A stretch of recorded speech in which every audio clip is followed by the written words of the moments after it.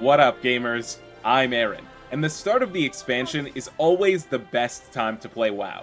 But as a grizzled veteran, you're probably feeling a bit lost, and that's because everything that you're used to doing in this game doesn't start for like 3 whole weeks after launch. Instead, you're forced to just wander around the new zones, lost and confused, like an old man who escaped the nursing home. But that's not enough for some people, because the greatest among us, we aren't content doing nothing for just 3 weeks. Don't worry though, because Blizzard, in their infinite generosity, has given us the option to do nothing for an entire extra week at the low price of just $40. Now, did I fall for this? Hell yeah I did, because let's be real. Early access is the real release date, and the actual launch is just late access. Anybody who says anything differently is just a coping brokey. Now I can say that because I'm a brokey too. I'm just really irresponsible with my money. Shout out YouTube members. But anyways, what greeted me on the other side of these pearly paywalled gates?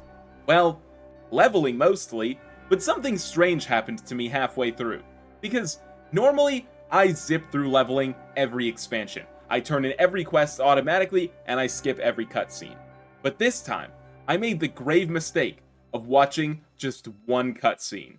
Instantly, I was irrecoverably behind. All of my friends abandoned me. They were an entire zone ahead already, and I was alone at midnight. So what did I do? Well, I actually watched the rest of the cutscenes, and I even read some dialogue too. And believe it or not, it was surprisingly good. One quest that really resonated with me was when algeth'ar learns that there are still people living inside Black Rock Mountain.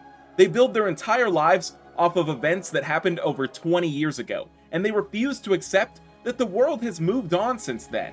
I guess this hit really close to home for me because that's exactly what it's like to interact with a classic World of Warcraft player.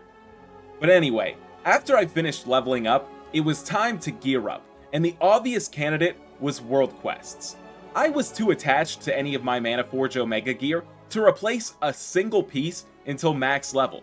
So now, even casual content like collect 12 Amani pubes was giving me gear 70 item levels higher than killing a world-eating god. Now the main draw here was the world PvP quests, because on day 1, these were throwing out blues left and right. But just 10 seconds of world PvP instantly reminded me why this is a dead game mode. So anyways, if you played early access in the War Within, you probably remember that basic materials like ore and herbs were going for 10 times the value they would be just 1 week later. And that's because everyone who was buying ore this early had a plan to flip it around and sell it back to you at 20 times the value. Now I wasn't going to be a victim of that, so I decided to abandon both of my professions and pick up mining and herbalism before I started leveling. Over the first 24 hours of launch, I collected more materials than you could possibly imagine, and I collected them everywhere. I was mining in caves, on mountains, in the forests, anywhere you could imagine putting a resource. I was gathering it. But bad news, every other dumbass had the exact same idea. So while the money was still pretty good, it definitely wasn't the War Within money. The biggest grind in the game right now that you've probably heard of is actually the reputation items. But let's be real, if you're good enough to do any content where these reputation items make a difference, then you're also good enough to replace them from Mythic Plus within the first 48 hours at most. But like I said earlier, us gamers are desperate for something to do, so we're just gonna do this shit anyways. And it's not even that bad. Realistically, if you level a few alts and make sure each one covers some side quests, combine that with some treasure and rare hunting, and you're pretty much there. Oh yeah, and I wanted to mention the dungeons, because it's been a long ass time since I've had to use the actual queue system for a dungeon. And if you're stuck outside midnight, doing some really depressing shit like listing a +4 priory, then you probably think that everyone on the inside is having the time of their lives. But you couldn't be more wrong. I have seen shit now inside a normal mode Magister's Terrace that would make the craziest One Azeroth TV video look like PvE heaven. I have so much sympathy for all of the gamers now who get home from their 20-hour factory shift and say, boy, I can't wait to queue up for some heroics, only to play with the worst humans known to man, and then also get gear that's 70 item levels from being anything better than vendor trash. I even saw someone try to kick our teammate for the sole reason of them playing Retribution Paladin, and that's kind of fucked up. I mean, you might think, Aaron, you make fun of Retribution Paladins all the time, and you're absolutely right, but I do it in the right way.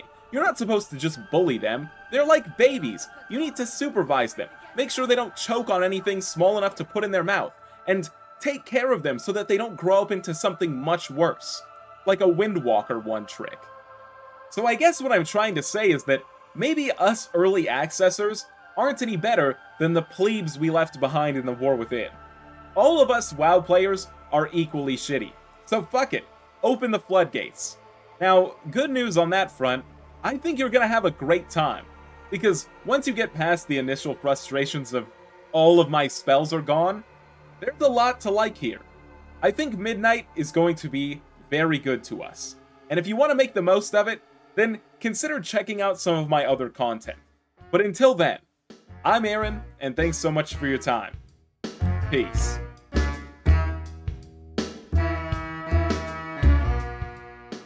Aaron, when it's time to fucking wait for his friends for once instead of them waiting for him.